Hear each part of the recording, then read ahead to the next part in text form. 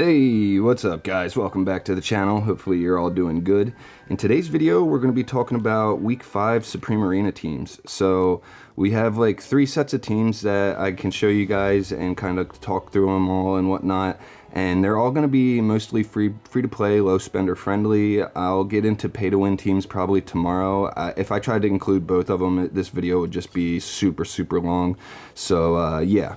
The first set of teams that we're going to look at here are, well, these obviously, but the first team of the first set is going to be Aaron, Callan, Ludovic, Shamira, and Carolina. And what we're doing here, or what the goal is, we have Aaron to use this tornado skill to pull everyone in and also reduce their magic defense by like 45% or something. And then we have Carolina, who's also going to help with CCs, keeping people in place and not really able to move around as much. And then we have Callan to protect everyone in a 2-tile radius at the opening of the match, and Ludovic for healing, and then Shamira to also just do tons of damage. And as soon as she gets that first active off, she's basically going to win the fight. So you can this team is sort of meant to either bait out the use of Lily May and like Siren or something, so that you don't have to worry about those heroes on a different map, or if they don't even use those heroes on this map, your team should have a really good chance of winning. Now, if you are noticing that they're using heroes like Sylvina or Nara or Rainier to pull your Shamira or something like that, you could always switch to a different artifact, and I would recommend Enlightening Spell, because this is going to provide Shamira with not invincibility, but she's going to be like control immune, and she won't be able to get pulled or Rainier swapped or any of that stuff. And if Sylvina they try to use Sylvina, if she comes over, she's just going to get stunned by the Everbloom field, and any damage she would do to Shamira is going to be healed by Ludovic. So yeah, you could do that, but if you do use Enlightening Spell, you need to move the Carolina forward so that she doesn't take the artifact's buff from the Shamira, because if she's back here, she's considered the rearmost hero. So keep that in mind. Also, this map is not symmetrical on both sides, so offense and defense have, you know, a different map positionings, and if you use one of my IDs, you're going to have to come in here and position the heroes yourself. You have to manually do it. The game won't do it properly, so keep that in mind. But anyway, that's team 1. Now team 2, we have this Thoran map again with him doing that HP drain every 10 seconds. He's going to take 300% of your team's HP. So what that basically means is, imagine your whole team has full HP bars, right? And he takes 300%. He's going to kill 3 of your heroes outright. So if you don't have heroes that can revive and things like that, you're going to be in trouble. And if you run Tassie, I do not recommend having her in the back row at all. You're going to want her as far forward as possible, because he always targets the rearmost heroes first. Well, he'll first go for any summons you might have out there, and then he'll go for the rearmost heroes. So your 3 rearmost heroes are basically guaranteed to die, and then he'll go after the ones that are left on his second attempt of his skill. So at the 80-second mark, he's going to do his skill. At the 70-second mark, he's going to do his skill. And it usually takes like a second or 2 to actually cast, so you do get a little bit of time there, and the time you have to damage is it's enough that Bonnie can actually possibly get you the wins. And especially if you're using Taylene and Tassie with her to help spread the aging debuff, you're gonna get a lot of damage out pretty quickly and spread that debuff and get that dot going as fast as possible. So this could get you some solid results. Also, the Niru being in here is going to allow the Bonnie to come back to life, and it could actually end up baiting out the Lily May, the use of Lily May, so then you wouldn't have to worry about her on map 1. And your Aaron would get to get his active off and all that stuff, so keep that in mind too. And if you don't have Taylene, you could just put in a hero like Olmus, because he has basically fatal blow protection, because when he loses his HP, he goes to the back row and gets like 30% of his HP back or something.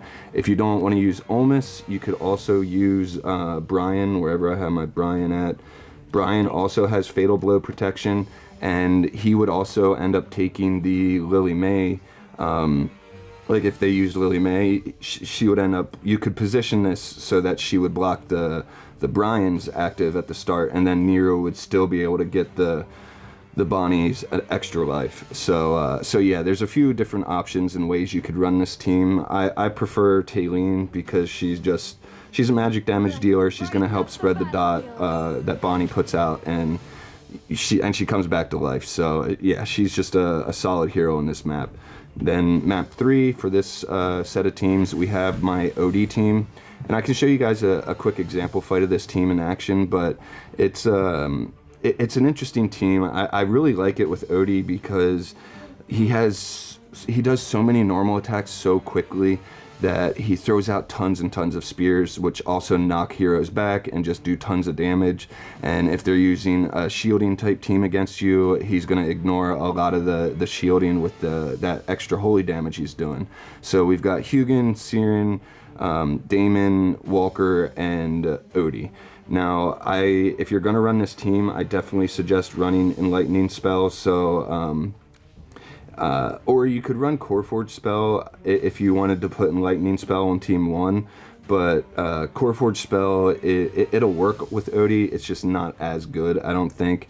But anyway, yeah, and if you don't have Walker, you can run Lucius instead, and that will that'll go with the synergy of Hugin and Damon, with Damon giving extra shielding, turning into health and all that kind of stuff. So anyway, let's pull up a fight quick of this team that I want to show you guys, and I'll be right back. All right, so this is the fight I wanted to show you guys. It's Siren, Rainier, Sonya, Harak, and Burial. So it's a Hypergen Celestial team, pretty strong.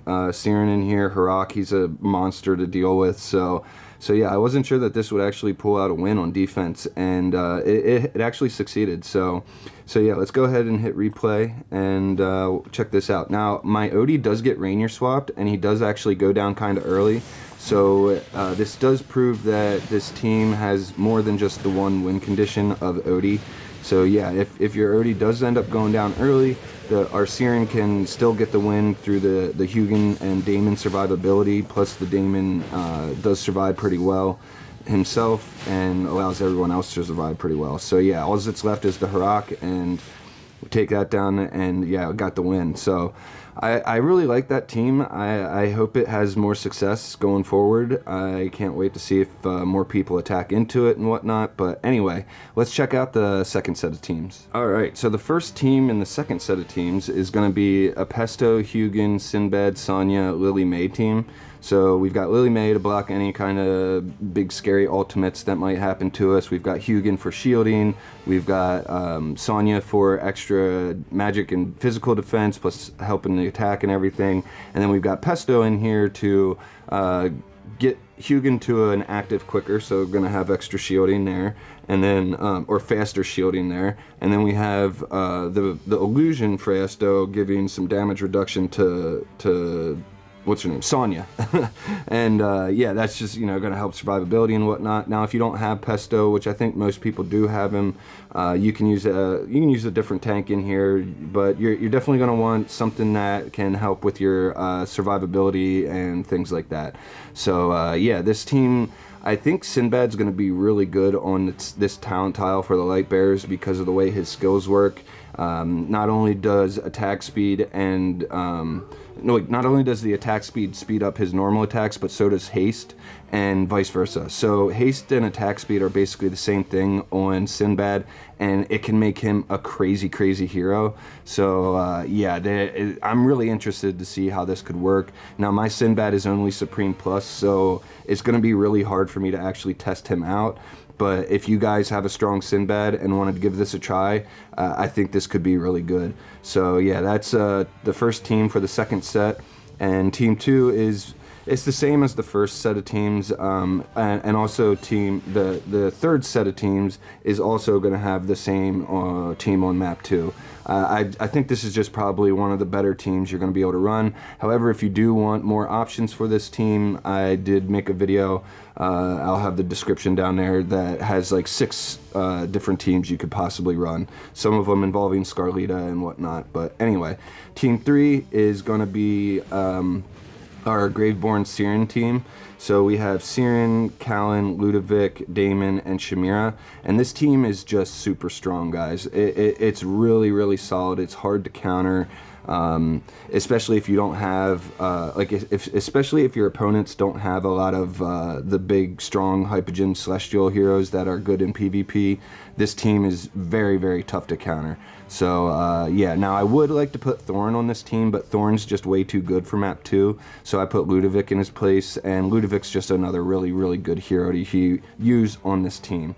But anyway, that's the second set of teams. Let's pull up the third set. All right, so the third set of teams is gonna involve a few more of the Celestial heroes. Well, it's gonna have Pesto, Taline, and Twins. So I wanted to try and include a Twins team this week because I know a lot of people really like to use them in PvP, so I figured I'd see what I could come up with. And also Pesto is just going to be a good hero for this map, I think. But anyway, we've got Pesto, the Illusion Pesto in front of Hugin, who's going to just give him some extra survivability with the damage reduction, which will allow him to stay alive to give us all shielding.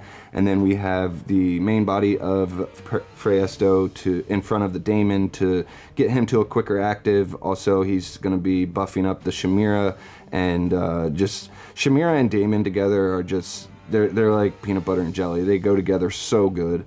And then we have Ludovic in here for our healing. So it's our win conditions are mainly Shamira and Damon here getting off their skills, and Shamira getting to her active. So you might have trouble if there's a Lily May on the enemy team, but that also means the Lily May, if it's used here, won't be able to be used on the other maps. So like I said, map 2 is still the same team that I showed you guys before, and then team 3 is going to be the Twins team. So I was thinking about this, and I was thinking, you know, I can use the Twins, put Aaron in here with Parissa and Siren and the Twins and Lily May, and we'll be able to block any scary ultimates there with Lily May. Aaron's going to be able to do his Tornado, and if we're up against the Lily May and they didn't use it on map 1 and they use it here, then they'll block the Aaron, but the Siren will still basically do the same thing Aaron does, aside from debuffing their magic defense. And so Siren will pull everyone in if Aaron can't, and then Parissa's going to be able to blow them up with the way her skills work. If all the enemy team is on top of each other, she'll get to active after active in no time. She gains energy super quick with her flower power skill, plus she does damage to her target and any targets that are adjacent to it. So when they're all grouped up like that, she's just blowing entire teams up. So if you can run a Parissa, or you have a decently strong Parissa on your team or on your account, you could run a team like this. Now if you don't have a strong Parissa, you could always put in a hero like Lenya, or even Arden. So you could put, Arden.